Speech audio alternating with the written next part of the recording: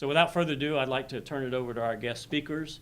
Steve Dice with Business Transition, and as Kara mentioned, he is one of our legacy members here for Institute for Family Business.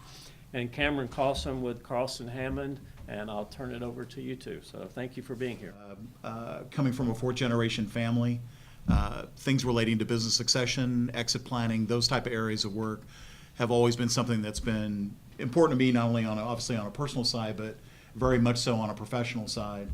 And obviously, as Kara mentioned, with the wonderful grouping of families that we have here in our local valley that are either people that are alumni of university or affiliated with university in some fashion, we're all part of one big family here. And one of the things that what we'd like to do for you today is to just kind of give you an overview of some of the areas relating to business succession and exit planning and exactly what that looks like, what we're seeing in the marketplace today relevant to customers of ours in the marketplace that we're seeing just from other businesses and colleagues of ours that are here in the community. So the important thing is really to educate. We want to make sure that people have a really broad understanding of what are the different options that are out there and available. No matter what size of business you have, whether it's 3, 4, 5 employees within a family-owned business to thousands of employees within your companies or your family entities that you have. But to start off with, and I'll kind of hop to our agenda here real quick, which, by the way, each of you have in front of you. We'll kind of go along here, is we're going to go through kind of a list of several things. The first thing that I'll reference on there is, and by the way, each of you will get this electronically that are attending today. This is a 2016 business owner survey that was done by some colleagues of ours with the Business Enterprise Institute, which is out of Denver, Colorado. And they had provided and done a study with a multitude of businesses out there, asking them, here again, all privately held businesses, what are the things that are important to you? What exit planning steps have you gone through? What different strategies have you looked at? And what do those all look like? And it's all literally here. It was more than to print. It's about 26 pages, I think. So it's a lot of information, and I'll be referencing some of the materials in it as we get started. We'll then be going through what we think is important is having an exit and succession planning process, meaning that we kind of in our lives these days, we go through kind of an ad hoc process of what we do on a daily basis, running our businesses, trying to find time to be able to work on our businesses while we're working in our businesses. And so we'll walk through kind of what that process looks like and how that can be advantageous to business owners as they move through the generations in their family. We'll go through exit strategies. My background a lot over the years has been in ESOPs specifically as kind of an exit strategy for privately held business owners. But we're going to go through a multitude of different strategies that are out there and available to the individual owners and impress upon you the importance that each individual family, each individual company, business, shareholders understands what they all are. Because it's the only way to have a best solution down the road for yourselves as a business owner and your family is to be able to have an understanding of what all those strategies are, not just one or two. We're going to go through valuation. Just briefly, valuation when it comes to the valuation of the business, from a standpoint of looking at what's the individual value of the business, how do you come up with a valuation for the business individually, why it's important to have a proper valuation, not only for understanding the value that might be to a third party, what it might be if you're doing any estate planning or gift planning or transitional planning through your succession plan. And then also if you're providing incentives onto any of your employees or key managers that are within your business, what does that look like from a standpoint of having a clear benchmark of what valuation looks like and that you keep that consistent as you go forward. You don't want using one methodology one year and something completely different the next year. You want it to be consistent. And then the last piece we'll go through before we go into any questions and maybe some examples of just what we see in the marketplace is executive retention strategies.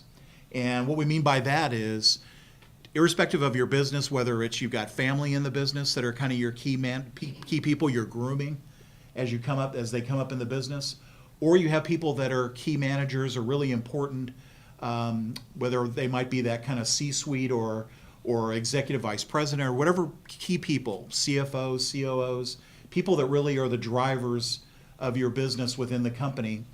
We want to make sure that everybody understands how executive retention structures can be used to maintain these folks so they're going to stay with you for the long term in your business and help it grow.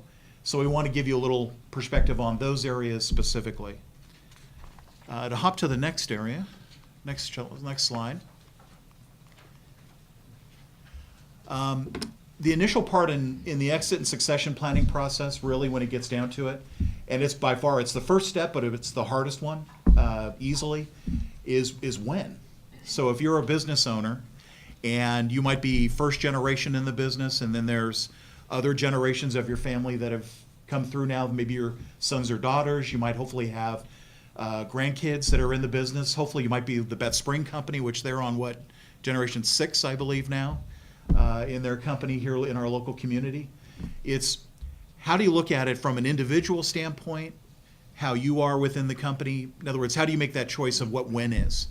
When is it appropriate, for you as an individual, relevant to your family, relevant to your retirement planning, other things that you're doing as an individual and for your family. And then, of course, the impact of what does it mean to the company if maybe you've got one foot in the company, one foot out of the company. You've got some other passions that are out there that you'd like to go and start up with, or do other things that are out there, either in the community, either charitably or otherwise. But it's really having an understanding of when, and we find that that's probably the hardest choice point of anything, because there's a lot of pressures that go along with that when question. And it's not just pressures that you have on you individually as maybe the current level of ownership or matriarchal ownership within a business. Cam and I have sat in meetings where there's pressure from sons and daughters. Hey, mom and dad, when is when? Is that soon? What are you looking at? Because they want to know what's their legacy within the business and how do they move forward. But here again, we find that to be the hardest point. But it's an intangible, but it's something that everybody has to really consider on the front end. The next part is how, and I'll go through a little bit further along some of the specific exit strategies that are out there and available for privately held business owners, family-owned business. But what we found over the years is that oftentimes there's pressure from certain points, hey, to sell the business outright, or hey, we heard about an ESOP is maybe a great alternative for you, and there's people talking to you about an ESOP. We've had people that are talking to you about private equity or other type of financial investors coming out that are very prevalent in the market these days, that are out saying, hey, we'd love to provide some capital to your business in some fashion or another.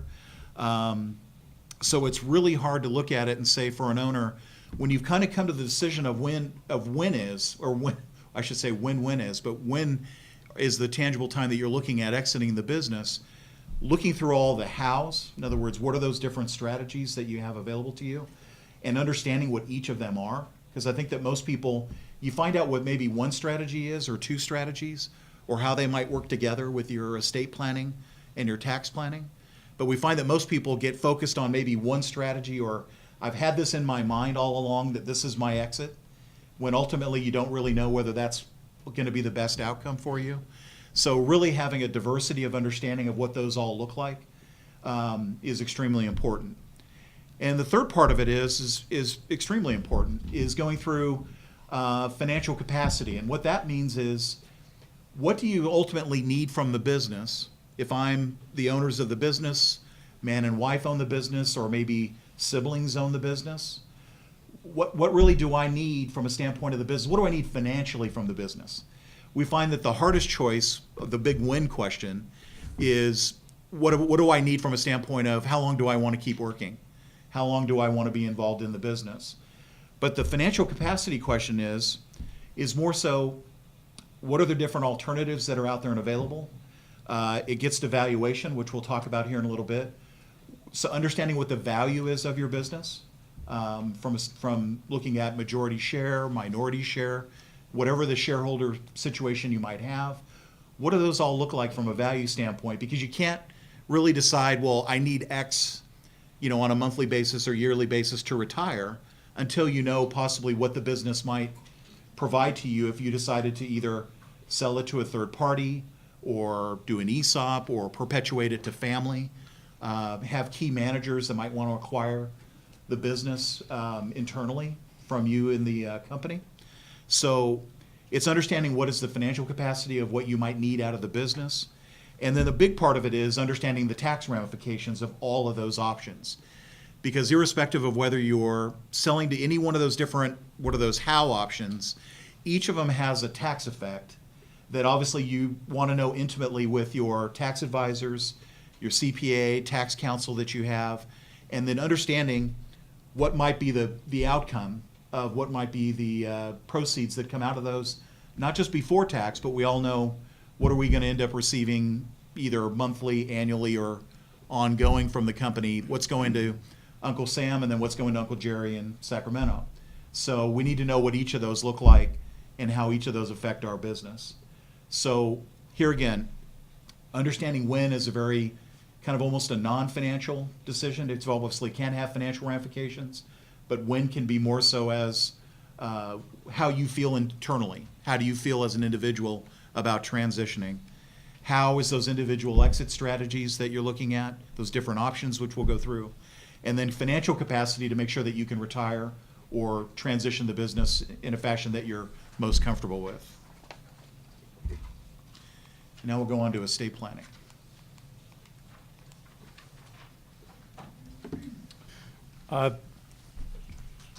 Good evening. We wanted to bring estate planning into the mix of the discussion right now. Our experience in the past has been that people are reluctant to talk about estate planning. The normal reaction we get is, I've already done that. My estate plan is complete. I's are dotted, T's are crossed, and we're finished. Or conversely, once we get through a transition, we'll get to the estate planning when everything's settled and done. So I have to confess that we've probably learned the hard way that we need to bring this discussion further up front in the process. The reason being is there are a lot of tools and techniques related to family transition planning, perpetuating the business within the family, that utilize estate planning tools and techniques, some of which we'll go through a little bit later. And we feel they should be considered up front before final decisions are made in transition planning, because frankly, there's some end results that could benefit the family, and there are some tax results that might be very beneficial as well. So we want to consider family gifts or sales, or family gifts and sales. Some of you may have gone through this to a certain extent, gifting certain assets away already to family members. May have sold assets, maybe to a defective trust. It's been a popular tool. Transferred money into GRATs, for example. These are important things we feel to consider up front, to take a look at those techniques before the plan starts to blossom and materialize. Second thing, obviously, is special needs. Are there any members of the family, either close by or extended, for whom we need to provide special needs, whether it be children, grandchildren, parents, spouses? And again, those special needs should be considered up front, taken care of. We need to consider the ramifications of creating special needs trusts and the impact it'll have on the receipt of government benefits. So those things should be considered up front as well. The other issue are charitable legacies. Fresno State. Dean Harper here, I think, would I've got his head going up and down here. To the extent that you have an interest in benefiting a charity, whether it be a university, a church, whatever the case may be, considering those legacy gifts, again, in the early process of developing a transition plan is important. It's going to lead back to the whole concept of determining your financial capacity and financial security. Any questions about that at this point? Let's flip on to business value. We'll touch upon this a little bit more later on. I'm not necessarily talking about the situation here where somebody would go out and get a formal valuation. However, if you're making gifts for which a gift tax return's got to be filed, you've got to have a valuation that your accounting and tax professionals can take to the IRS and support the value of your gift. So that's important. So that may be a gift of a piece of property, in addition to just your business interest. The other, quite aside from that, however, of gifts and sales within the family, we found that a lot of business owners who haven't really gone through this process before, to be blunt, think their business is worth a lot more than it really is. And it tends to be kind of shocking when you get down to the end of the day and really take a look at what the value of the business is and what it will support in terms of maintaining your lifestyle, which really is, at the end of the day, what you want to do. So if nothing more, having an informal valuation to give you kind of the parameters in your own mind of what your business is worth and what it's capable of generating, we think is important. As Steve mentioned earlier, three primary reasons that you see up in the screen or in front of you. It's important to, I think, to develop a consistent methodology for how you're going to determine business value. We're going to talk about some of the more formalistic ones towards the end of this presentation, but you may have, for example, an industry valuation formula, if you will. I have a client down in Santa Clara who has a very successful and profitable company, and frankly, if you applied some of the more formulaic valuation methodologies, his business is worth a lot more than his counterparts in the industry would pay for it, which seems kind of unreasonable, but that's the way it is. So knowing what the industry formulas are important, but then developing a methodology that you can utilize year in and year out. If you're making gifts of stock or selling assets within your family, you don't necessarily want to do that for the benefit of your family at the highest and best use value. I mean, anybody that's in the ag business down in this valley or anywhere in California understands the concept of highest and best use versus valuing land for purely agriculture purposes. Same thing applies here. What we want to do is find out if there are available discounts to the value of an asset for lack of market and for a minority interest. Because as you value that property and give it away or sell it away, particularly interfamily, understanding those discounts and applying them makes a lot of sense in terms of, again, preserving state and gift taxes and usable exemptions. And then for those of you that have got partners in a business or co-shareholders in a business, or who have granted options to employees, these kind of valuations or having some consistent methodology for doing these valuations will serve as a benchmark for those agreements that oftentimes will remove contention down the road. A little bit later on, towards the very end, when we talk about benefit programs, we'll also talk about some other, what we call safe harbor compliance valuations for executive benefits. Any questions about that or comments? We have a CPA sitting in the back here too, so. All right. So I apologize if on the print on this, it's a little bit of an eye test. Fortunately, I'm not going to have to read it off of the back here. I probably couldn't read it. Let me give you a little quick statistic. Actually, 4 of them, but how they all kind of relate together.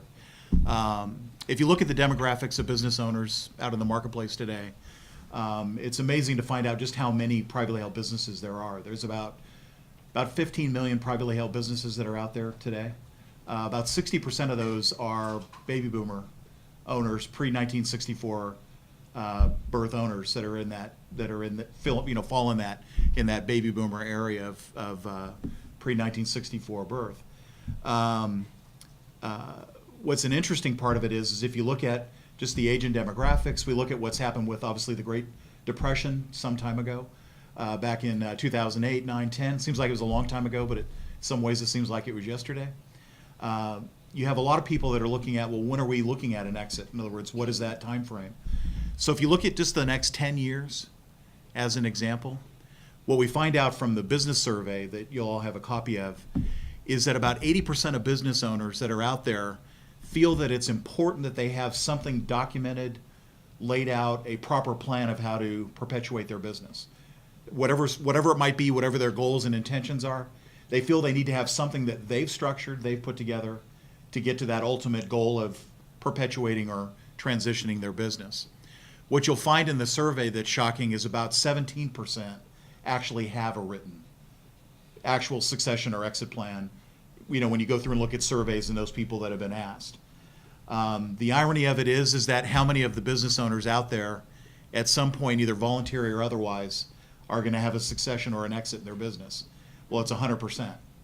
So what we're trying to do is here again, finding out what those options are, and that's why we relate to this business transfer spectrum, is how do you find out how to put together a plan so that 17% gets closer to 80% of the people that are out there that feel they have a need of having a formalized exit plan, or hopefully get to 100%, which would even be better.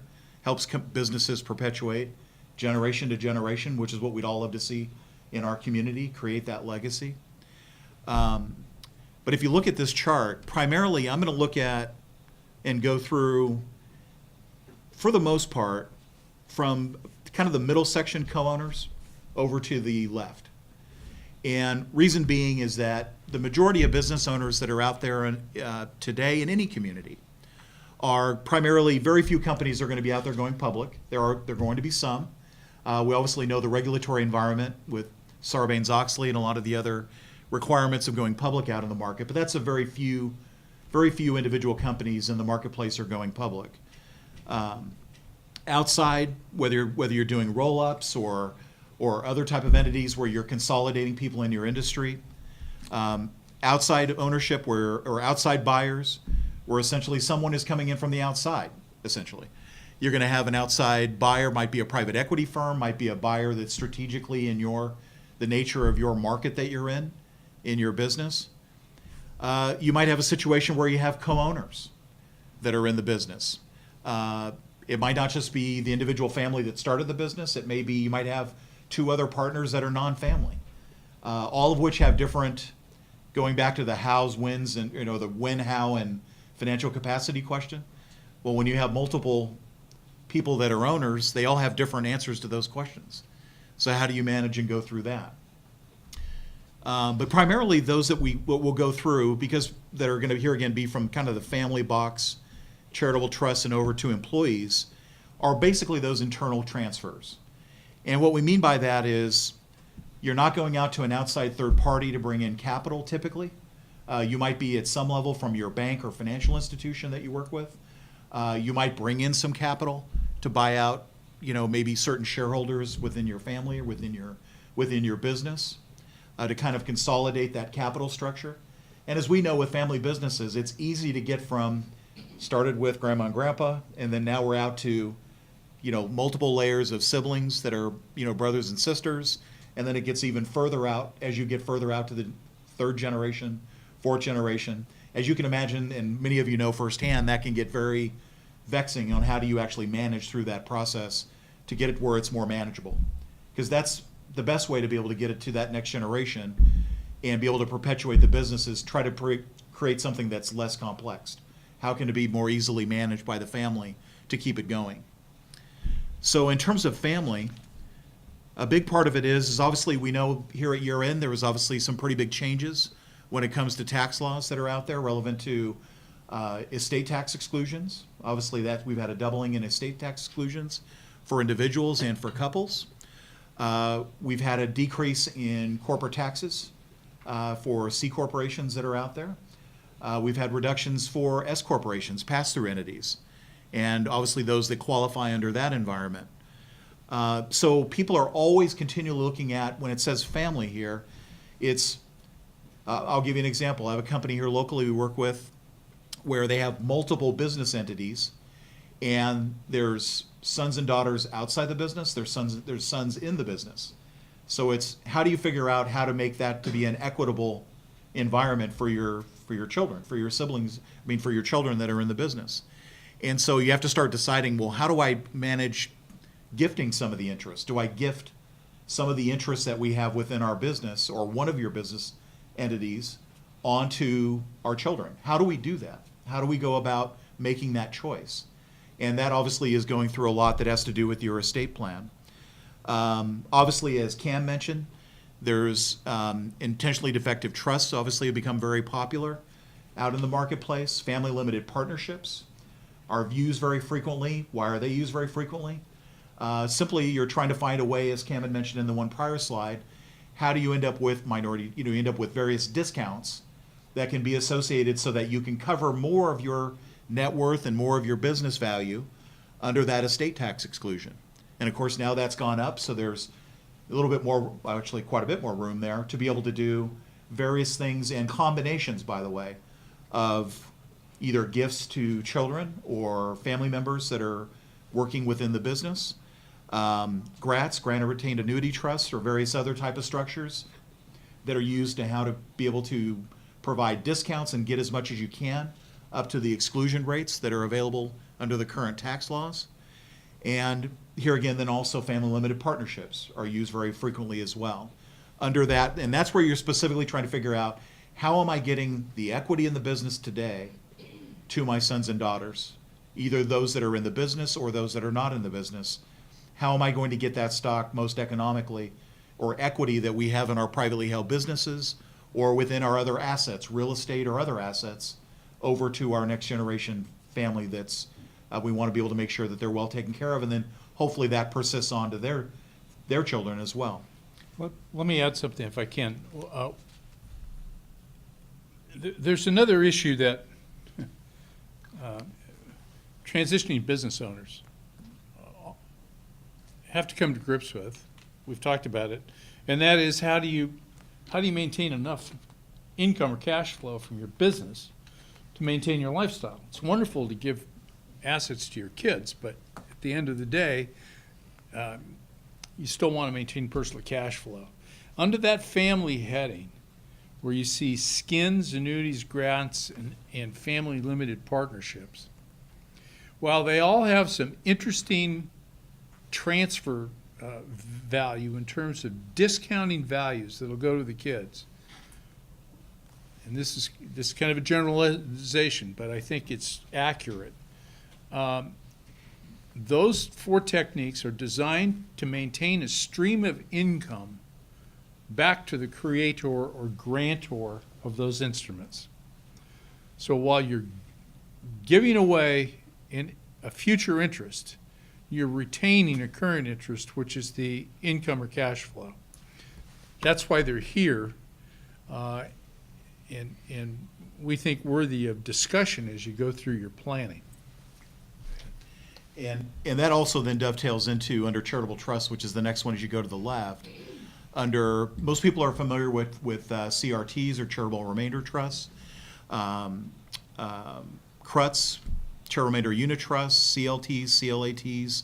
We all have all the acronyms that are out there in the estate planning business. But it all depends upon what your goals are, as Cam mentioned. If you're looking at a charitable remainder unit trust, as an example, are you looking to have an asset that's put within trust? It'll now be outside of your estate, and then there's an income stream that you're receiving through your lifetime that you have as, here again, the person that, or the part of the family that had generated that wealth or that asset, that can then pass along that gift to the university or to their church or other civic organizations that they find to be important. But it depends upon, do you want that income for yourself today? Or do you want to have income that might be going on to the individual charitable organization, might be a foundation, or might be some other entity that you might structure. You can also structure things where you have certain discounts that are available if you go under CLTs, or basically charitable lead annuities or charitable lead trusts, things of that nature, where the income is going to go onto the beneficiary, or who might be that individual benefactor during your lifetime, and certain benefits that might be available that way. So in other words, you have choices relevant to assets that you have. And I always tell people also as well, it's important to understand when you're making gifts that you understand what you're going to need out of that gift from an income standpoint for your lifestyle through what hopefully is a very long and healthy life for you and your family. But you also want to be careful as to just how that all plays into your overall assets, because you're making, here again, you're making an irrevocable gift. You know, these are things you may not be able to get back. And so you have to make those choices, but you have to understand your financial planning up front. The last section is under employees, is really an area that Cam and I have worked in probably more significantly than any other, is a big option for individual families out there are, you look at management buyouts as an example. Let's say that you have an individual family business and you don't have family members that are next generation in the company. I run into a multitude of businesses that are out there in the marketplace that the individual owners have built the business up phenomenally, and they have individual employees within their company that really are the reason why they've done so well, is they've built up this phenomenal company. But these are people they hired, could be many years ago that they've hired in the business, but they're non-family. And oftentimes you run into those people that say, hey, I'd love to buy the business from the individual owners. And so, but that brings in its own options. How do you do that? You know, it's tough for an individual manager of a company to say, sure, I can buy out an owner, go to a bank, borrow the money, or their own funds or their own resources, and buy out an individual company. And obviously there's a lot of discrepancy oftentimes between what the sellers want and what the management is willing to pay. There's obviously a big spread between the two oftentimes. But that's a common methodology, is using where you can have managers buy out the company. One of the areas that Cam will get into more extensively as we come up here is more into what we call phantom stock. Cam will go into a little bit further as well on specifically how can you give equity type benefits to employees or key people within the business without actually give them equity. So that's where the phantom term comes in, is you're not actually giving them stock, or they're buying stock in the company. They have actual value that is tied to the value of the business, but they don't actually own any of the equity in the company.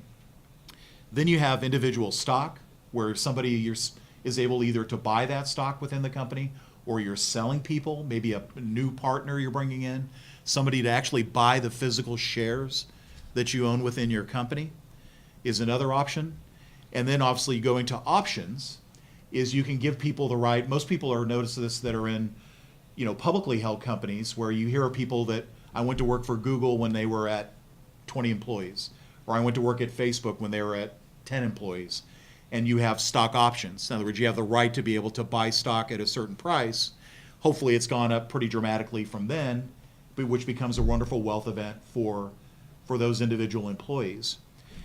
And then when it gets to ESOPs, which is something, Cam's been involved with ESOPs for going back, probably 40 years, and myself about 15, is employee stock ownership plans would essentially, for the right business, will allow basically an individual company to sponsor a plan that allows for the stock within the company to be basically provided beneficiary onto the employees over time within your company. The employees aren't writing a check for the stock, but as they go forward and they help build the company and they see it grow as you go forward, it's a way for the individual owners to get some equity up front, or essentially convert their equity in the business up front to cash while providing a benefit onto their employees. Probably my most favorite days that I have of being out and seeing customers out is when we do rollout meetings for employees. We do for individual companies after they've done an ESOP. I'll give you a quick example. We did one here at the end of the year in Madera, just recently, about 200 employees, and the owners sold 100% of their company to an ESOP. They decided that that was going to be their exit. They loved their employees. They had a wonderful culture within the company. They wanted to see the company perpetuate on into the future. The two owners that own the company outright, their stepson or the stepson that was there manages and runs the company on a day-to-day basis, which he'll continue to be. The owners that sold can continue to work and be in the company as long as they choose. They don't have to leave day one. You know, they've now sold to an ESOP, so they're going to go and leave. They can choose to, but if they want to be there and be a part of the company through the rest of their lifetime, they can choose to do that. So that's a wonderful option for the owner, that they get their equity in the business converted to cash, and they can stay with the business for as long as they choose.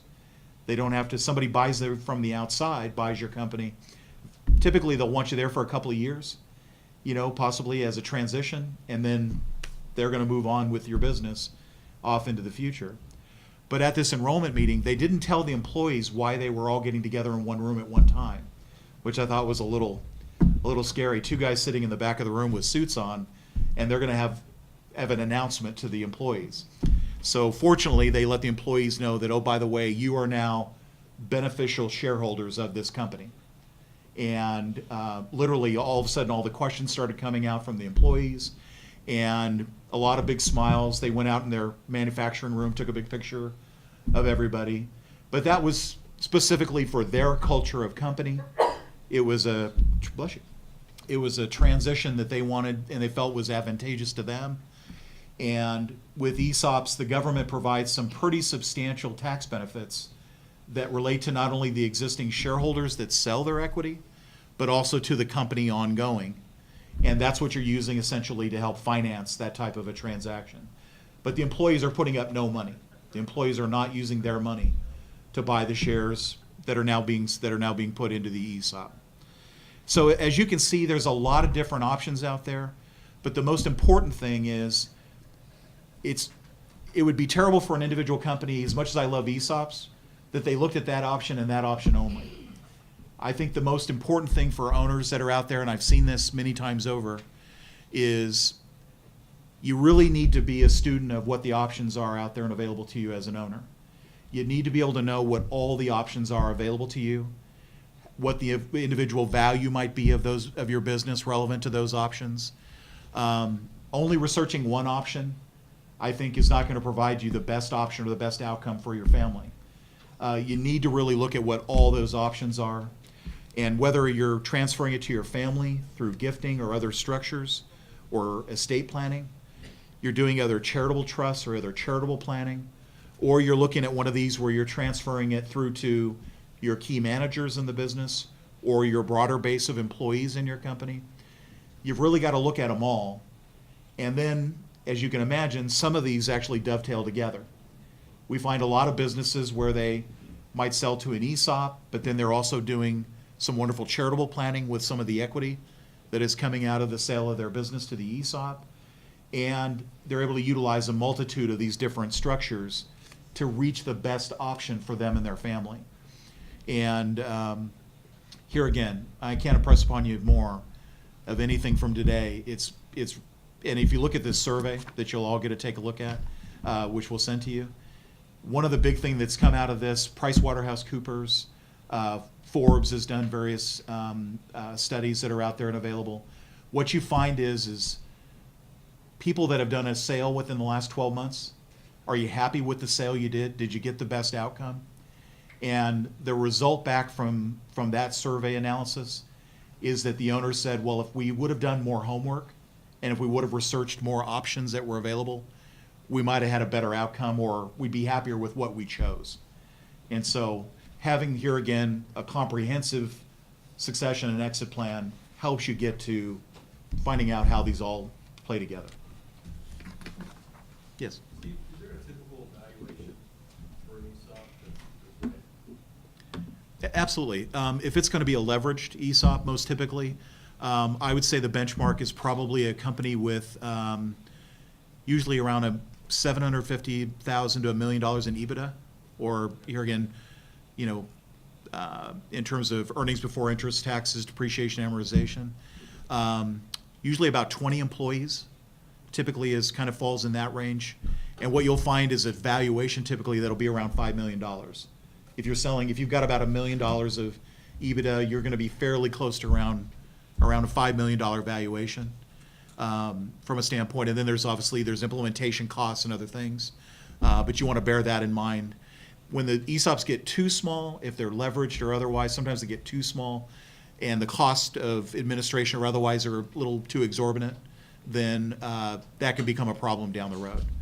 But here again, it all depends on what the use is and need for the owner.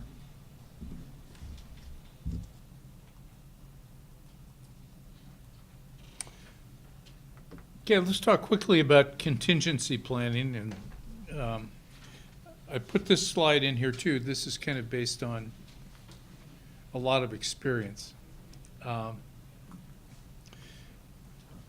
in many respects, this probably ought to be the #1 slide. Two common things that I have found exist today is that most businesses do not have current shareholder partnership buy-sell agreements in place.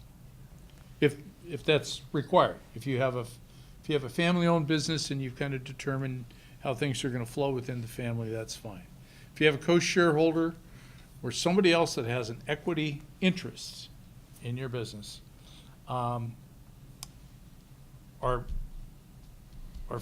general rule is that all of these documents are outdated, inadequately funded.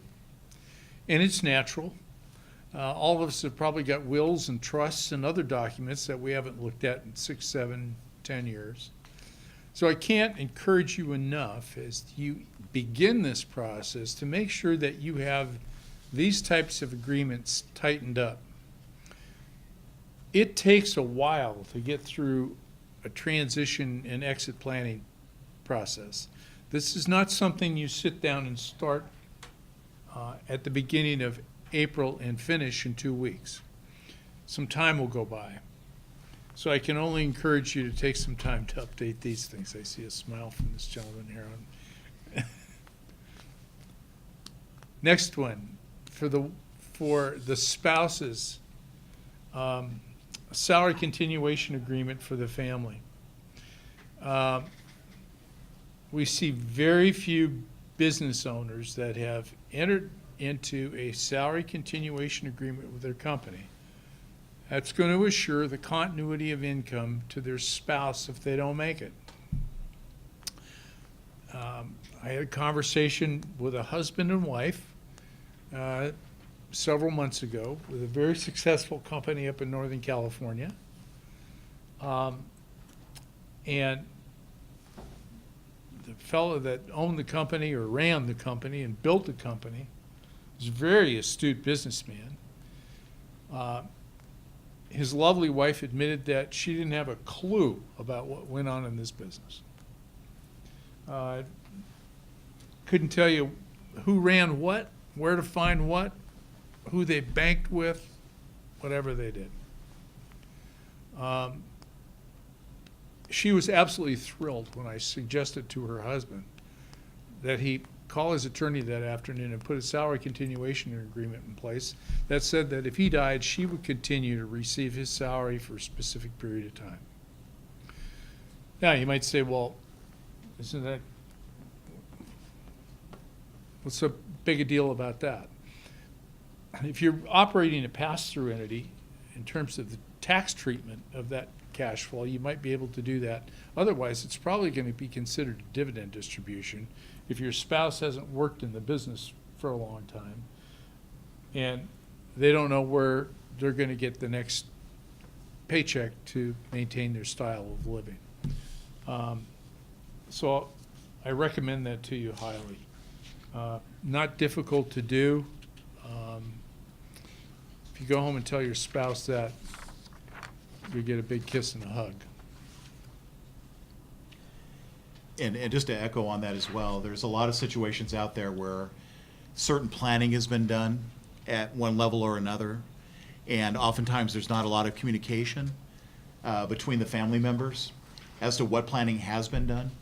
And then when something happens that might be very unexpected, either a disability or injury or, God forbid, death of one of the family owners, the biggest issue there is that you're going to find out fairly quickly what planning that was done, and it can often be very unsettled. I mean, you're already going through a lot with the death or disability of that owner, but imagine if you now find out that Mike Betts gave me an example. I was just sitting with him here about a month ago, where a family had a business, and when the gentleman passed away, the company, half the company was now owned, wonderfully so, by the Catholic Church. But they did not know that that was going to happen at that time. And so it was something like, how do you kind of now manage through that process? So it was a wonderful, wonderful gift to the church, but it was very unforeseen and wasn't very well known to the individual next generation of family in the business. Let me add something to that. We all need to remember that California's a community property state. Any assets that you have generated or built or created, if you will, post-marriage, your spouse is considered to own 50% of them. If you've done a good job, if you've inherited assets and done a good job of not commingling and going through some kind of transformation from separate to community property, that'll remain separate. I say that only from the standpoint, don't exclude your spouse from some of these business transition planning exercises, despite the fact that they may not have been involved in the business. Number two, to the extent that you're comfortable with it, once you've kind of completed the plan and you've kind of gotten the strategy down and you've gone through some execution, I'd highly recommend to you that you call a family summit meeting and you bring your kids in and go through a rather detailed description of what your transition and exit plan is for the family.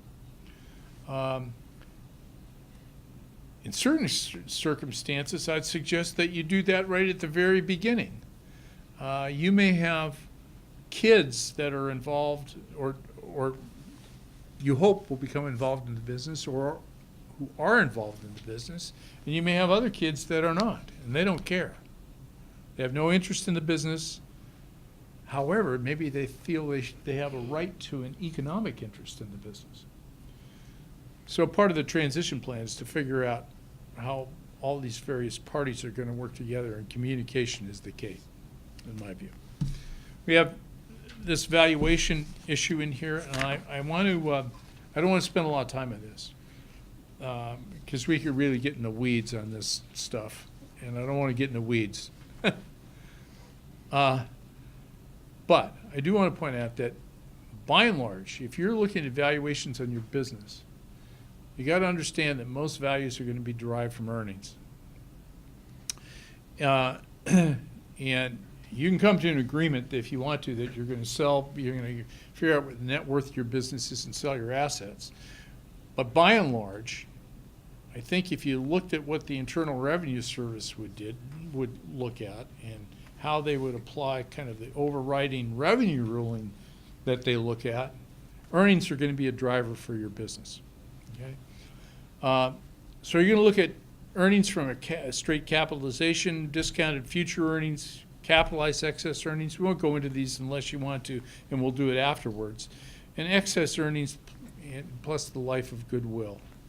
And there's some difference in terminology about how you might apply those or use those.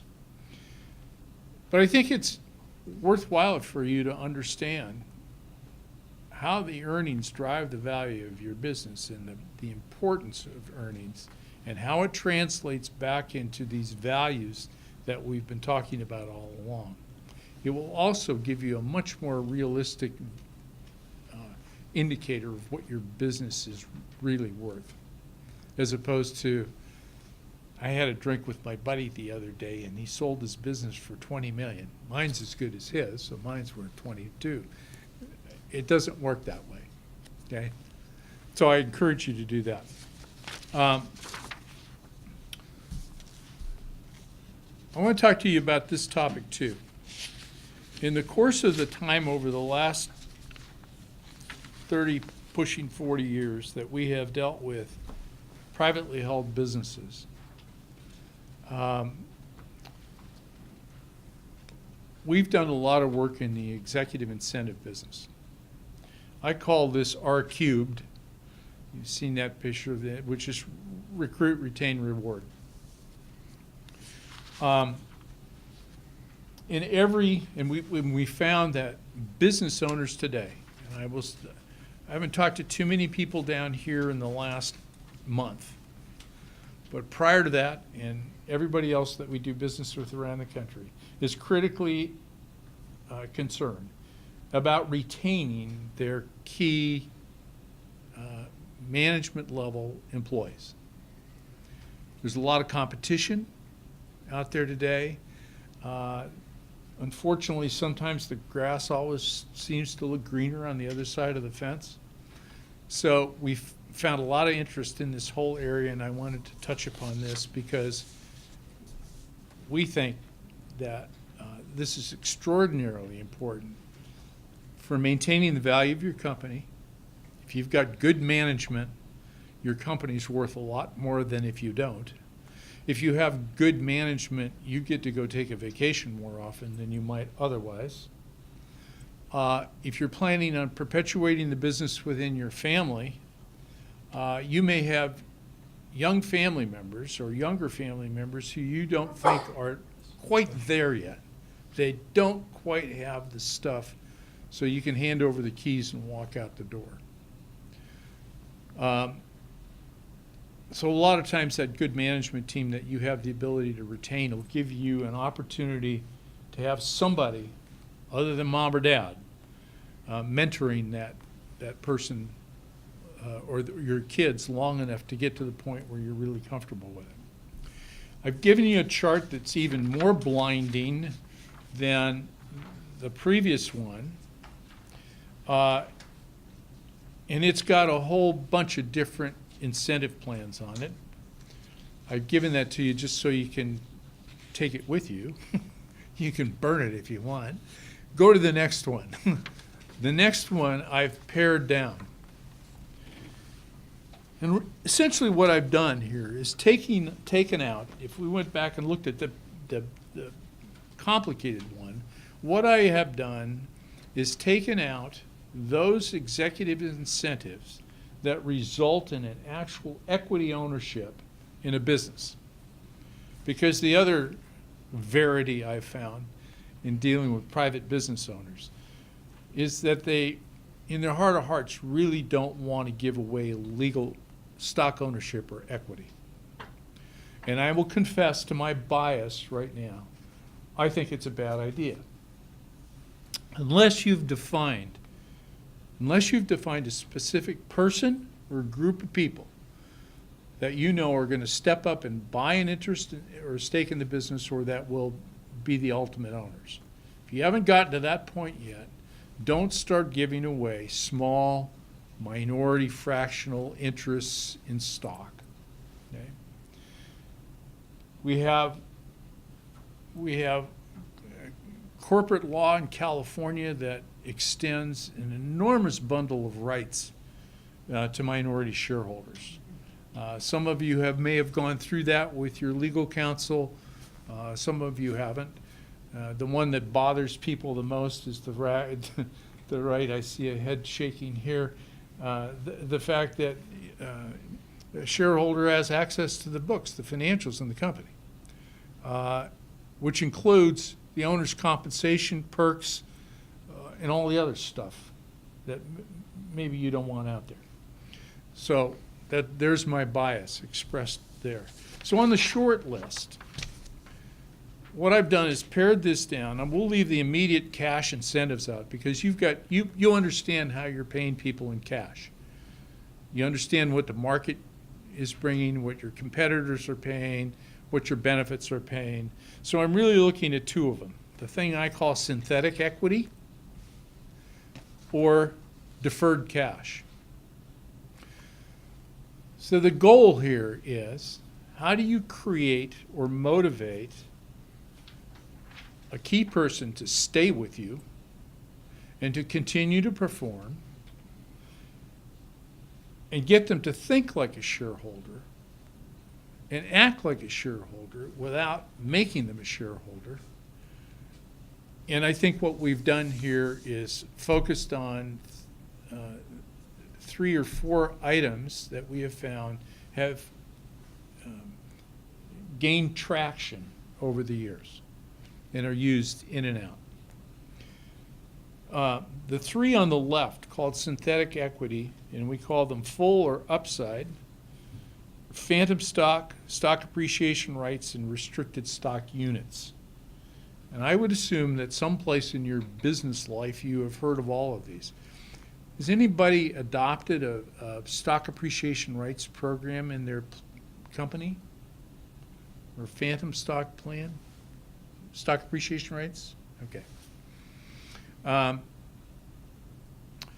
So if you have a stock appreciation rights program, as this gentleman has adopted in his family, in effect, what you are doing is giving employees units, which are basically accounting units for all intents and purposes,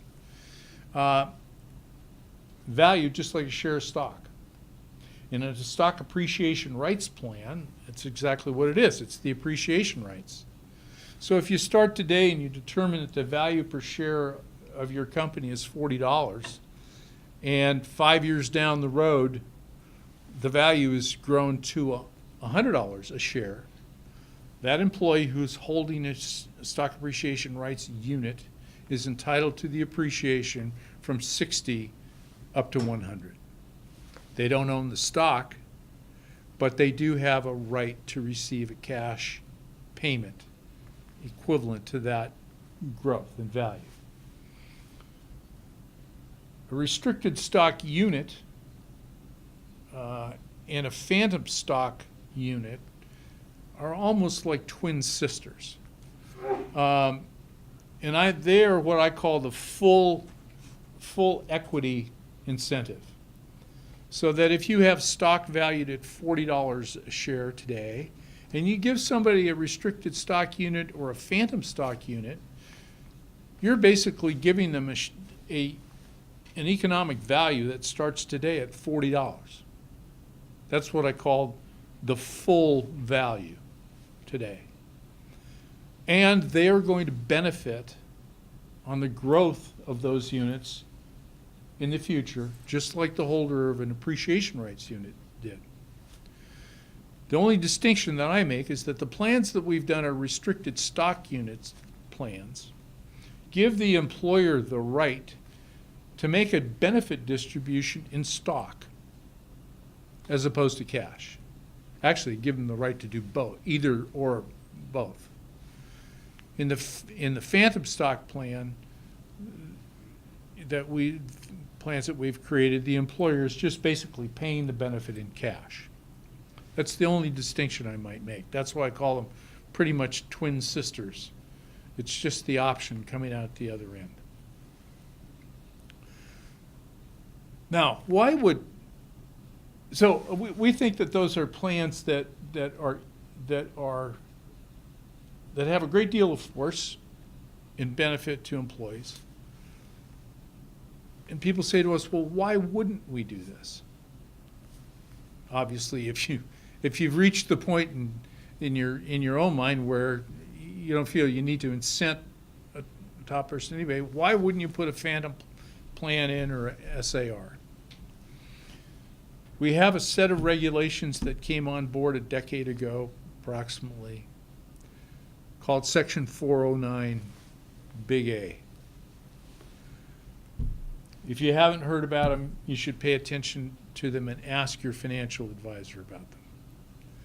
Because in effect, what they do is place limitations on first of all, the change in a benefit structure in one of these plans, and they place a restriction on distributions. And it's pretty sneaky. And the IRS says what you really ought to do is go get a valuation, which is called a 409A valuation. Not as expensive as a big fancy one. As a safe harbor to prove that the value of the benefit that you created and gave away today is really the actual value. So then when we look at what it's worth 5 or 10 years from now, we know what to tax. Okay? And 409A includes some penalties and some reporting. So when somebody says to me, why shouldn't we do it? I just go, compliance. It's kind of the death word in business today, regulatory compliance. So I say to you, if you have them, be careful, check it out. Nothing wrong with them, just understand what the rules and the limits are. Under the cash or deferred plans, the plans that we're seeing implemented by choice by most employers today are restricted bonus arrangements. Cash bonuses that are credited to an employee, currently deductible, but subject to a vesting schedule. They're not subject to Section 409A. They're currently deductible. And you can put a hook in an employee, put the golden handcuffs, or as I say, the golden harpoon in them, without all the compliance stuff that goes along with it. A SERP, I don't know if anybody's adopted a SERP for a key person in their company, is an acronym for a Supplemental Employee Retirement Plan. We still implement those in companies in certain situations. They're used for the senior employee, senior management person that has been with the company for a long time, and you haven't rewarded them appropriately, or they're threatening to leave, or they're going to retire pretty soon. And a SERP is really a private contract with an individual that says, we're going to pay you a certain amount of money when you retire for a certain period of time. Conversely, we call that a defined benefit SERP. Conversely, we'd have a defined contribution SERP, where you say to the employee, we're going to put X number of dollars into this plan every year, and we're going to create it's almost going to be like a private 401k plan. We're going to create a set of investment options, and whatever it's worth when you retire, you get. Now, that's provided you stay with us, because there's a vesting schedule. Right? If you don't stay till retirement, or if you don't stay for 10 years or 5 years, or however long that you want that person to stay, then they forfeit the benefit. Okay?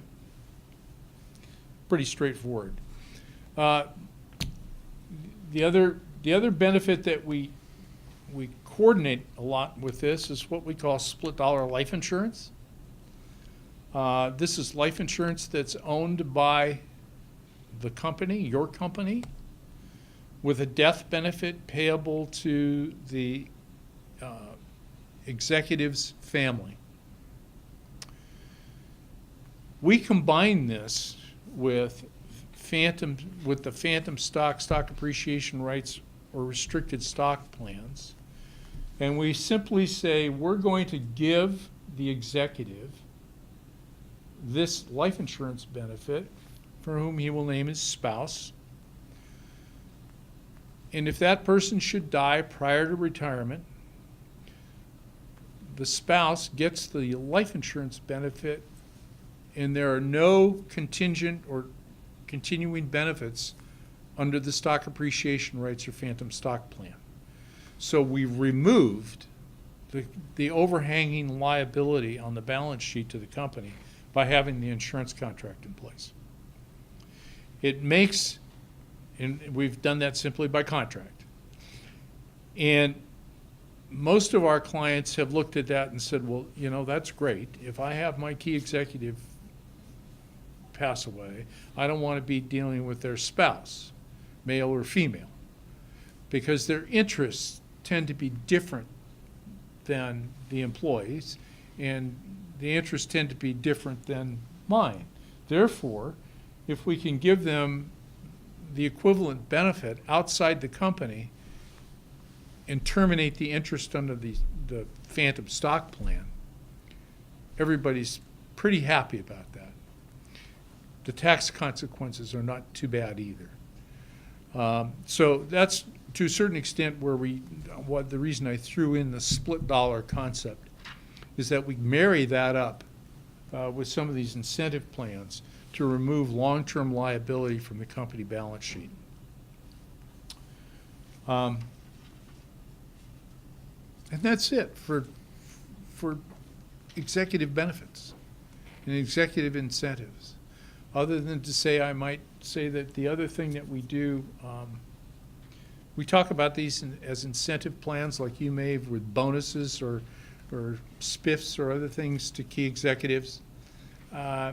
In most successful companies, we're talking with the owners about creating what I call a wealth creation plan for their key executives that they want to stay with them.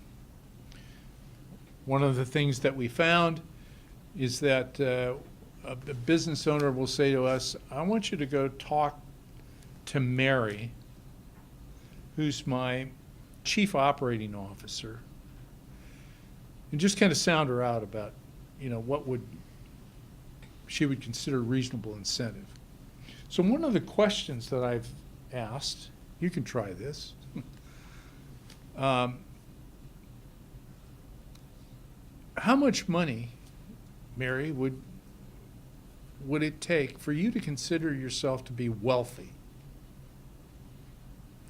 Now, if you own a very successful business, that's a whole different number. But I think it might be an interesting question to ask your key employee. How much money would it take for you to consider yourself to be wealthy? And it's amazing the numbers you get. And you think, well, $5 million, $10 million, $15 million. I've had some very highly educated people making very nice salaries who said, if I had a net worth of $1,700,000 when I retired, I would consider myself wealthy.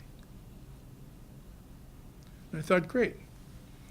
They just told me the target that we're going to shoot at for creating an incentive plan to tie them to the company. We're going to go, it was like the ING commercials, that on television, what's your number? I'm trying to find out what somebody's number is.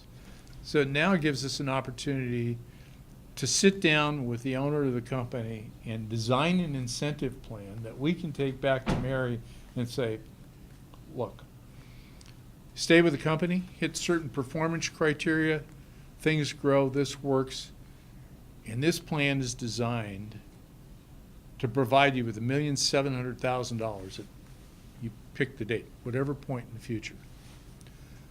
And all of a sudden, it's like, wow, somebody was paying attention to what I said or what I thought or what moved me or motivated me. And as I said, I think our experience has been that's gone from the golden handcuff to the golden harpoon. It's very motivating if somebody comes to you and says, XYZ company has made me an offer. Well, Mary, thank you very much. That's great. Let's review what you're going to leave on the table. Okay. And oftentimes those plans are designed to change their mind.